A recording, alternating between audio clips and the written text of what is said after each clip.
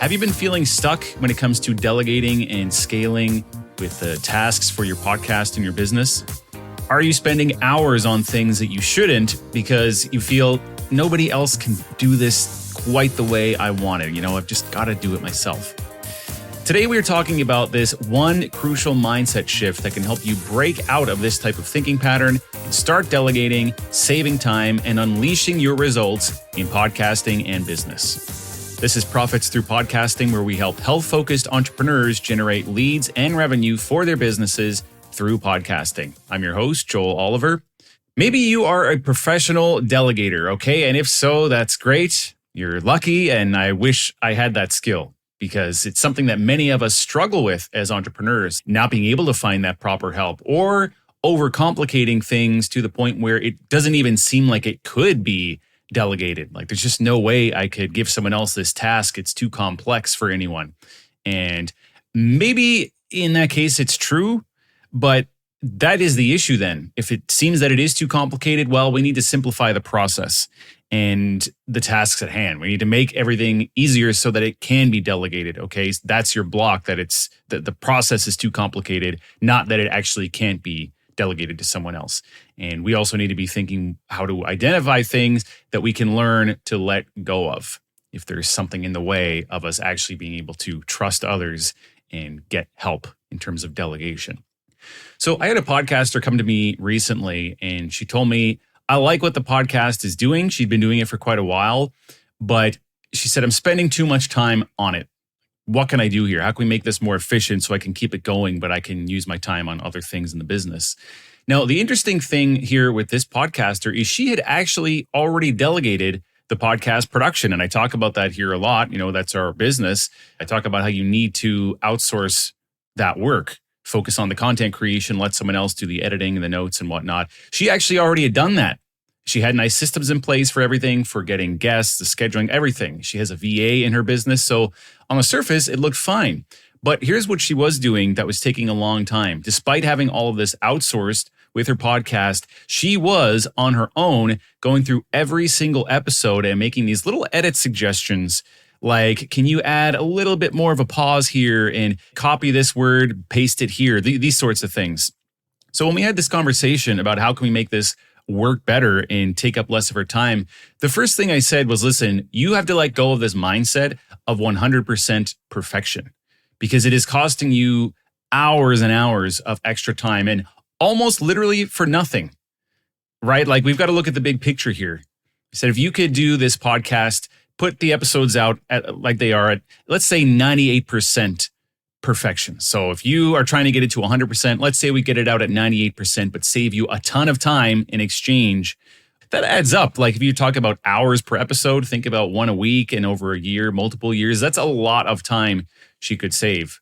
So I explained how other things matter a whole lot more than these little nuanced things that just, they really don't make a difference. No one is tuning in or out of the podcast because you put a word here or adjusted the length of a silence. I mean, this just doesn't make any sense, right? Hypothetically, let's say we took all that time that she had been spending on that and we just put it into doubling the amount of podcast episodes that she did. When you think about it on that sort of a scale, think of the extra results that would come from that as opposed to what that time had been going towards these tiny little minutia that just, it was irrelevant. It was just sending her time into a void. She was getting nothing back from it. Okay, so that's the type of thing we need to be aware of when we say we can't outsource, we can't delegate, or we can't save time because it's just got to be perfect. I've got to have a hand in it. We have to let go of that stuff, or you're right, you won't be able to delegate. I've had this type of thing come up before too with people who want to come work with us and they tell me, well, I just don't know how I can find someone who can make all these little edits like I do. I go through it myself and I take out sentences and I move things around and cut out some of the stuff. And they say, how could I get someone that I know could actually work on the same level as me and make those same edits without my input? Or how do I write these out on paper for them? And that's going to take a long time. And I say, well, you don't. You don't do that, okay? This is where we also need to look at how to reframe this and change that whole thing up.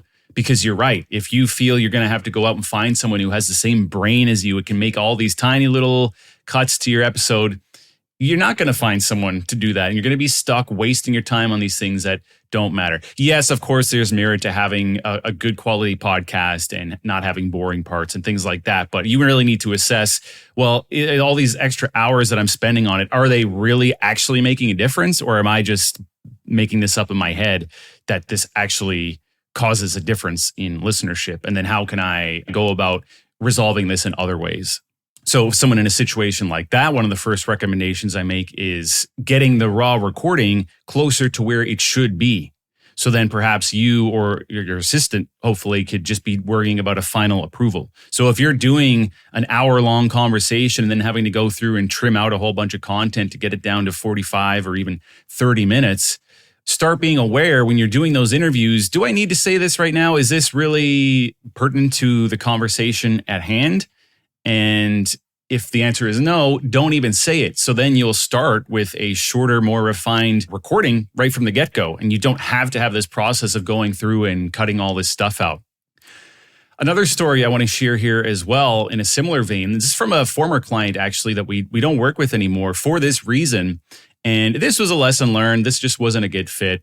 This happens every now and then. We didn't really know until we got going. We try to screen this stuff. Every entrepreneur, I think, if you're doing some kind of service-based thing where you're working closely with someone, you want to make sure it's the right fit. You do your best to try to figure that out, but you don't always realize until it's too late. So in the case of this client, it is a podcaster, of course. Everything we sent out, the show notes, the social media clips, everything, they picked it apart every time. They had something to come back with. We needed this change. This wasn't really worded right.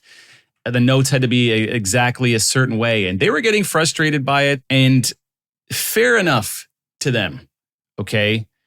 Some people are just more, let's say, creative or artistic or whatever. They want their little flair. They have that view that things have to be done a certain way and it's their style.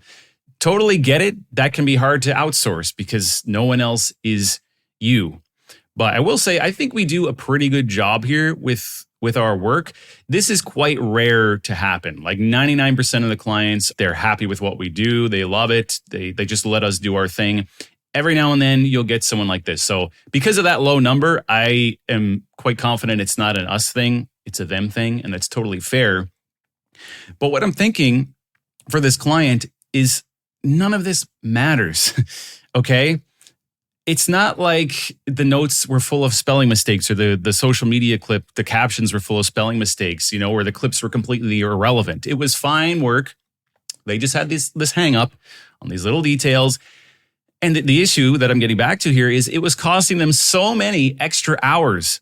And ultimately, I don't know what they're up to now, but I suspect they're probably still struggling trying to delegate this stuff and delegate within their business, and they're stunting their growth because of it. Matter of fact, I know from when we started working together, that was a frustration they had, was like, I just can't get enough time to grow. This stuff is taking too long. It's kind of frustrating.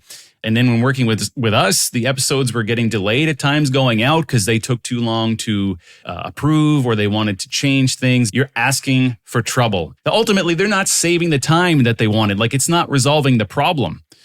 I see this too with people come to us and say, I don't want every service you offer. I'm going to do the notes still, and I'm going to do this thing, but I want you to do this and this. I already know, because I've seen this so many times, it's not going to work for you. You're going to have the exact same problem you have right now with not having enough free time, things not running smoothly. You're going to continue to have that problem. Trust me. You don't have to work with us, but I'm telling you that we do this for a reason. You have to take everything because this is how we help you. So someone like this who is struggling to delegate and then they can't leave well enough alone and just accept like, okay, this is good enough. I should be spending my time on something else more important in my business. They just have to obsess over that. They're just going to be stuck in the same situation. Okay. I'm talking kind of passionately here, but I don't necessarily want to make a declaration of what's right or wrong, because to each their own. If you feel that you have to do that and that's just how it has to be and you can't get past that, okay. But understand that if you insist on this, doing things a certain way and operating like that and not being able to delegate, there are at the very least limitations that are going to be caused by these decisions. Maybe you cannot scale, and that's fine. Maybe you don't want to scale. Maybe you're happy the way it is. You like doing things your way, but you like the income level that you're at and everything's fine. Okay. But if you're having these frustrations, like, why can't I find anyone to help? Why can't I get this done properly? Why don't I have enough time? Then it's time to reconsider and rethink, okay, maybe I need to be open to a different approach to these things.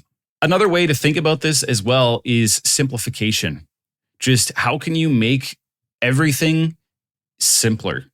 Whether it is this type of thing we're talking about in how you deal with your own podcast episodes or your SOPs, the systems and processes that you put into your business, how you do things, which then translates into how you can teach others to do things and delegate. I've written SOPs for our company, and I think, you know what, this is the simplest I can make it. And then I'll go back another day and I'll refine it again and think, well, actually, okay, I'm surprised at how much I could take out of there. And then I'll show it to my business partner and he'll say, we don't need this, we don't need this, we don't need this. But the realization is, okay, at the beginning, this was way too complicated. I didn't need all these steps. And then if you have too many steps in an SOP or a system anyway, stuff starts getting confused, it gets missed, mistakes start being made.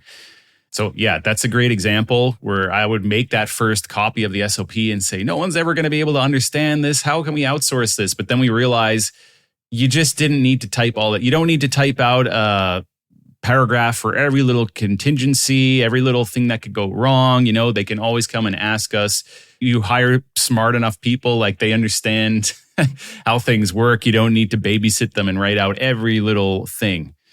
So keep that in mind if you're coming into these situations where it's like, I just can't get this system refined enough and simple enough to even give anyone. Well, that's probably a you problem. Look at it again, get some advice, figure it out. How can we streamline this and make it easier so that we can delegate it? You know, the guys who started McDonald's, they didn't say, well, no one's ever going to be able to make a burger like this, so I guess we're just going to stick with the one restaurant and work here forever. No, they figured out how to streamline it. And that's the way you need to be thinking. If you come up with these situations where you think that, no, that can't be streamlined, there's no way to delegate it. Yes, there is. This is the huge mindset shift. The big lesson that I'm trying to impart on you here today is if you are a person who gets stuck, you feel that you can't delegate. And with that comes, there's not enough hours in the day. I'm never getting enough done. I don't know who to get for help. This stuff is all too complicated. These are all problems that we can overcome, but you need to first understand the mindset shift required here. It is not that there is nobody out there in the world who can help and that you just can't find good help. It is not that the process is too complicated and you have to do it yourself. None of those things are applicable because look at the businesses in the world. Look at the entrepreneurs with teams. It is possible. So if you're constantly coming up with this issue and feeling like I have to do everything myself, this is a you problem. Okay? And I know that from experience. I'm telling you from my own situations and how I've learned. Okay. So if you want to scale your business, you want to scale your podcast, you know that you need to delegate, but you're struggling with it. This is the bigger problem. No, it's not always simple to find good help. Even if you have an open mind about finding it, it's not always that easy to come across the right person, but they are out there. And understanding this will help you immensely when it comes to delegating within your podcast and your business. Join us again next time on Profits Through Podcasting for more insights on how to turn your health-focused podcast into a lead and revenue generation machine for your business. Are you ready to let a team of professionals handle your entire podcast production workflow? East Coast Studio can help you elevate your podcast to the higher quality standards required for credibility in the health and wellness space. Plus, give you the guidance and support needed to podcast consistently, growing your impact and your sales. Visit eastcoaststudio.com to learn more.